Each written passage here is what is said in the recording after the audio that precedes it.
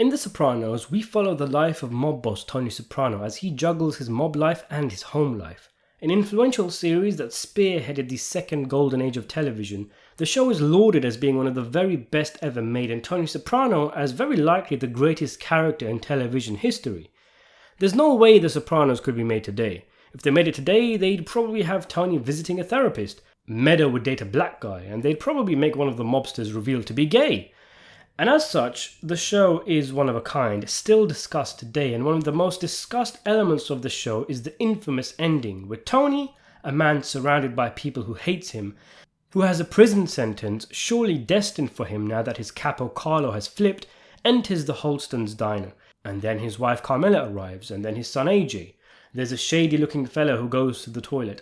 Meadow tries several times to parallel park her car, and when Tony looks up, we cut to black.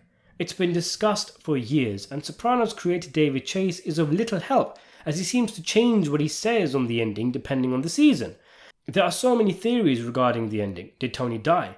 Did he have a panic attack? Were the audience whacked? If Tony was killed, who was the one who took him out? Who gave the order?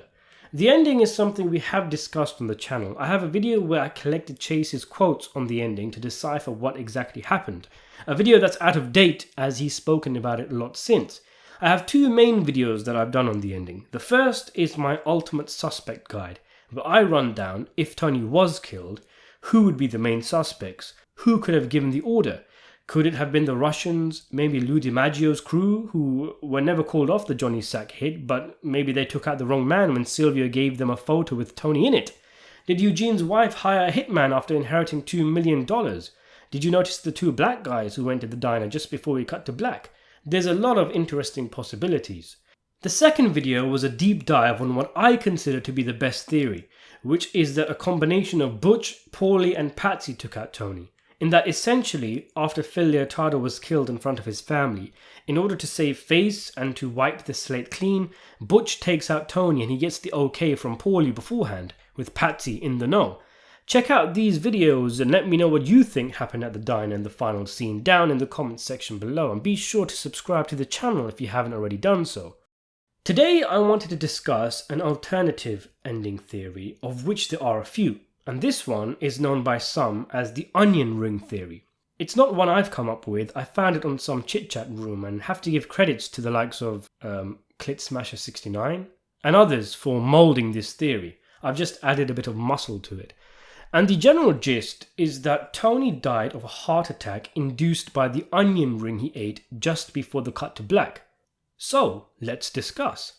So it's worth mentioning that in an earlier scene, we have foreshadowing of Christopher's death during his intervention when Tony said, "I ought to suffocate you," which of course he ends up doing in season 6.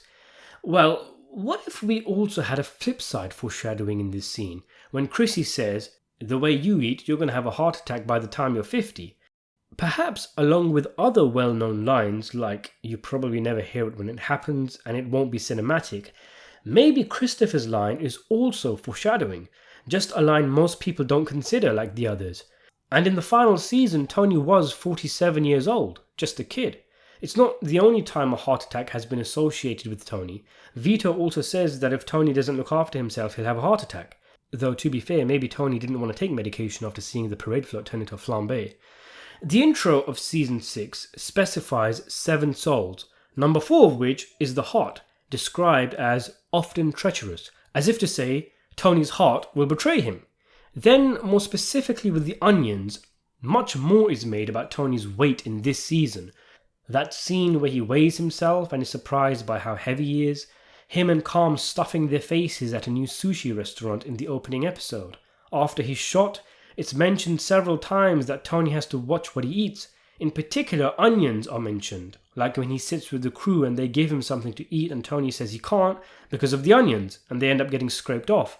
But in the second half of the season, he seems to completely forego any restraint, becoming completely gluttonous. At one point, he says he hasn't eaten a green vegetable in over a week. He snorts coke. He stuffs his face. He tells AJ, talking about exercise, that he needs to get back at it himself, implying he doesn't work out. He eats beef and sausage by the carload. When he's with Bobby, he tries to show restraint by ordering eggs and tomatoes, but ends up going for the steak. In another episode, Tony tells Chris he still can't eat eggplant, and this is months after his shooting, so obviously he's not looking after himself and he's still vulnerable. Boy, is he fat! He's at risk and his health is deteriorating. He eats and eats and eats, and eventually at the diner, he eats the onion ring, the straw that broke the camel's back, and it causes a cardiac arrest. Of course, it doesn't necessarily mean that that specific onion ring caused the heart attack. It could have already been building. The final onion ring is simply symbolism. He pops it into his mouth like a communion wafer. After all, you wouldn't just have one onion ring and suddenly have a heart attack. He's already got his arm out on the jukebox as if steadying himself because he's feeling uneasy, paranoid about killers, depressed about Carlo's testimony. The song stops at "Don't Stop," as if goading Tony, who does not stop munching on that onion ring. We cut to black. The silence rings out. Heart disease, the silent killer. As we're reminded by Gigi's death, America's leading cause of death. Tony sits with his nuclear American family. The final episode is called Made in America. How do you like them apples? It suits the poetic but anticlimactic ending of many Sopranos plotlines. After tensions between Tony and Richie, it's Janice who suddenly shoots Manson Lamps, and ironically after he hits her before he marries her, something he berates Chris for doing to Adriana. Feech doesn't end up trying to become boss as Tony has him quietly sent back to prison. There's numerous storylines that just end without a bang. So what do you make of this? It's an interesting theory, and for sure it's possible Tony wasn't whacked at the end, but he had a heart attack, a stroke, a panic attack. There is a flaw though. A heart attack would surely build up. Tony would start feeling chest pains, feeling faint. He wouldn't just straight away go unconscious like the cut to black. Then again, maybe he would take time to go down, but by that point, from his own point of view, he has already fallen unconscious. From Tony's point of view, he would have instantly lost consciousness, shall we say. Didn't the rat Raymond keel over pretty quick? It wasn't instant, but it was close. Is it possible, I wonder, that this is something David Chase considered, hence why he used to say things like, "all the answers are there," about the finale? But then, after Gandolfini died of a heart attack, perhaps he considered it in poor taste to suggest the character also died of a heart attack, so began insinuating that he was whacked instead. So what do you make of the onion ring theory? Let me know in the comments section below. Subscribe to the channel, and thanks for watching.